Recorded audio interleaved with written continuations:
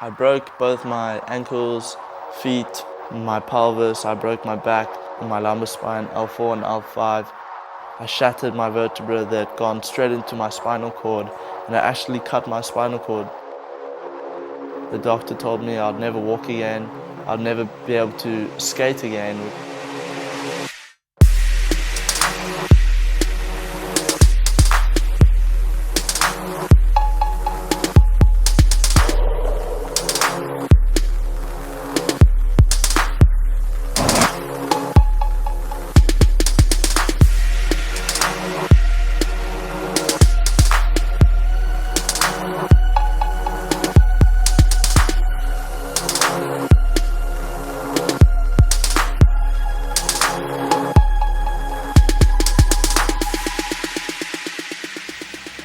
Sure, it's quite a big story. Let me start from the beginning.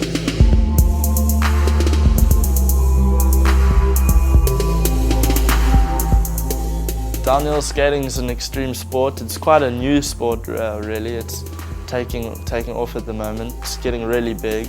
I've been skating for about 5 years now, skating with my friends every day, basically. I just love the feeling. I love the freedom. When you skate, your mind is just clear and you just feel like you're in another world, like everything is left behind and you're just skating.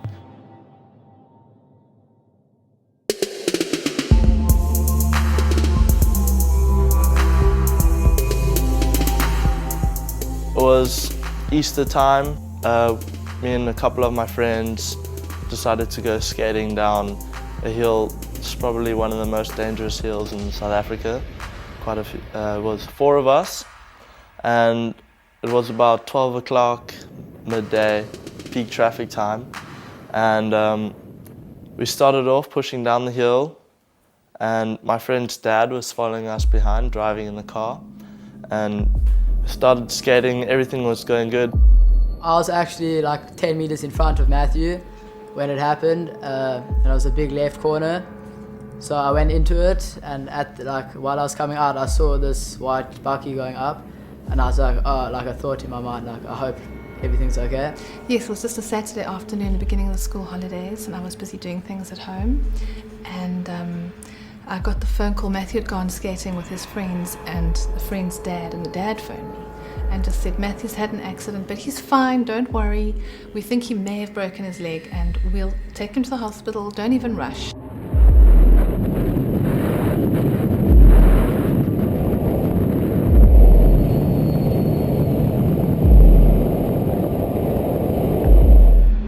As we get to the first hairpin, I slid out on a small oil patch, went into the wrong lane, hit a bucky, head on at about 70, maybe 75 kilometers an hour.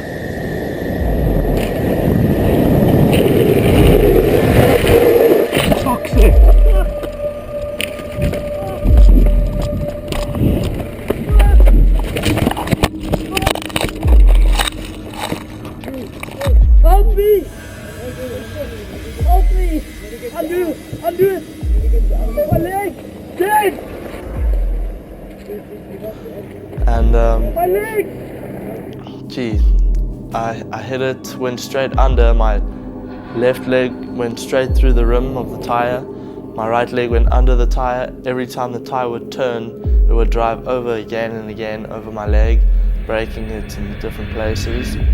My hands were bleeding, my gloves had fallen off, my shoes had gone off the edge of the cliff, my board snapped in half, my helmet was cracked right down the center all the way through, my visor was scratched from the tar, broke my back on impact, pelvis,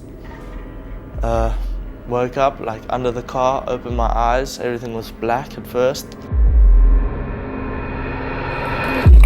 Help me! Help me! Undo! My leg! Dead! And I just started shouting. I could feel the pain like coming up from my legs, my back. I couldn't really feel that much. Just started screaming in pain. And then my friends helped me, pull me out from under the car the rest of the way. It was quite a hectic. Help me! Help me!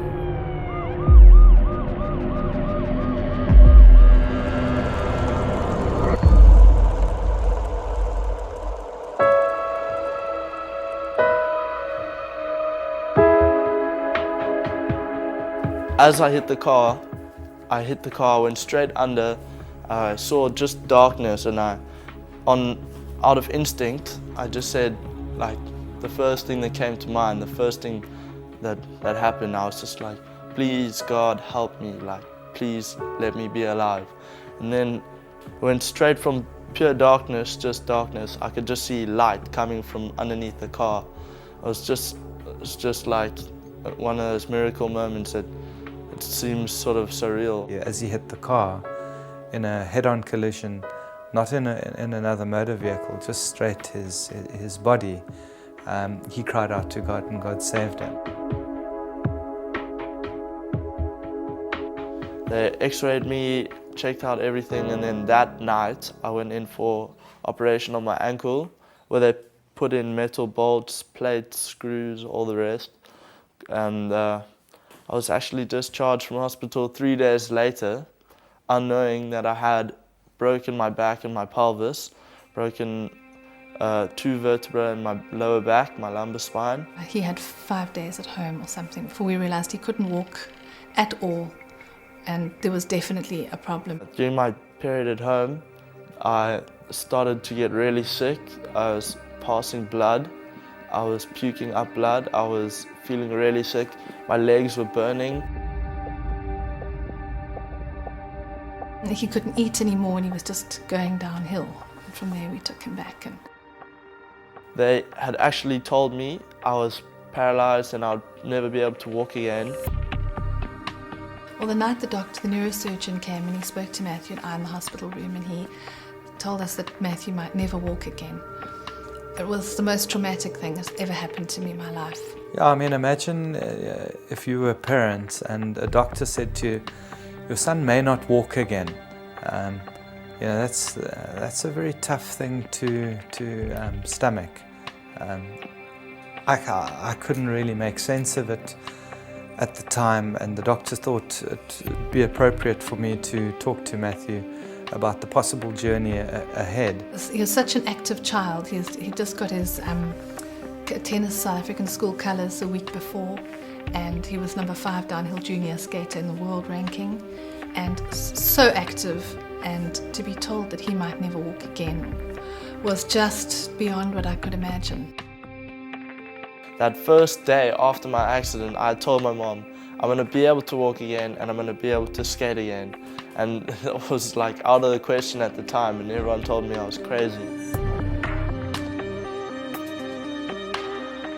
Matthew was incredible. He, from the very first night when the doctor came and told us that, he shouted at the doctor. He said, no, that's not happening. I will walk again. I don't accept that and I will be fine. And he was so positive that the whole way through, he kept everybody else up. He was in really bad shape, but he was so positive throughout the whole thing, and it was really incredible to see that.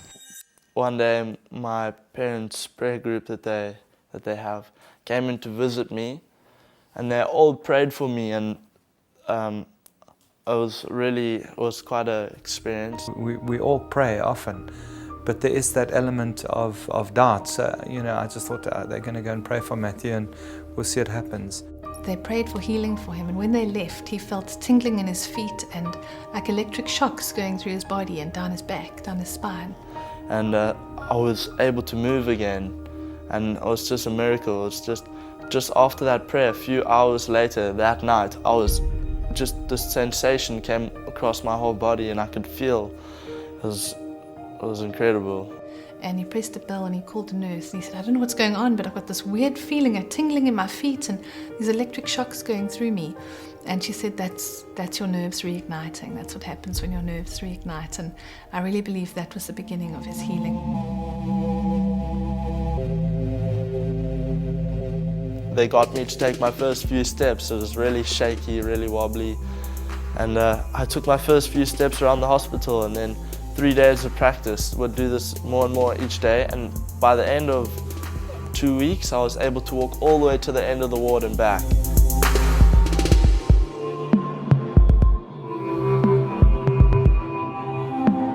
Now, about a year later, I'm skating every day, practicing, racing, sliding, hectic, falling, hurting myself again. Just okay. It's the best feeling in the world.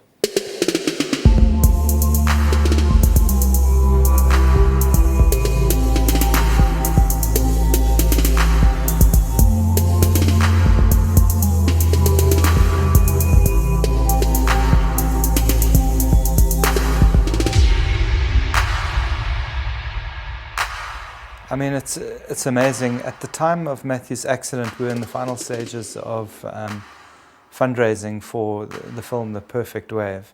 How it links to the film is the film's got 4 pillars in it. There are 4 pillars of love. There's a mother's love for her son, and you know, Sue, my wife, is a doting mom and absolutely loves Matthew and prayed for him and nurtured him through a year of homeschooling. So, you know, that's an aspect that was in our lives. The second aspect was our hero's love for surfing, and you know, it can be a parallel with Matthew's love for skateboarding. And then thirdly, you know, a young man falling in love with a girl.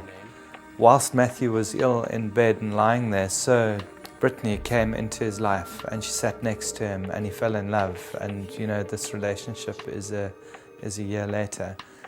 And then probably most importantly is God's love.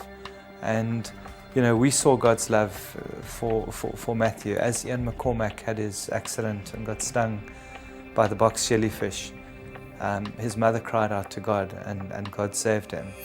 And the very same thing happened with Matthew as he hit the car in a head-on collision, not in another motor vehicle, just straight to his body. He cried out to God and God saved him. So there were very strong parallels between what happened in Matthew's accident and what happens in the film. You know, as a director, it helps when you have empathy in a situation that you're directing and understanding. And so this experience gave me great understanding on how to brief Cheryl Ladd, who is the actress, on the relevance and importance of a mother's prayer and what her prayers in the film would do to an audience across the world who possibly sees the film. To date, in screenings that we've had in both South Africa, California, and other countries in the world, mothers have come crying, as have their children, who've related very much to our film and our story.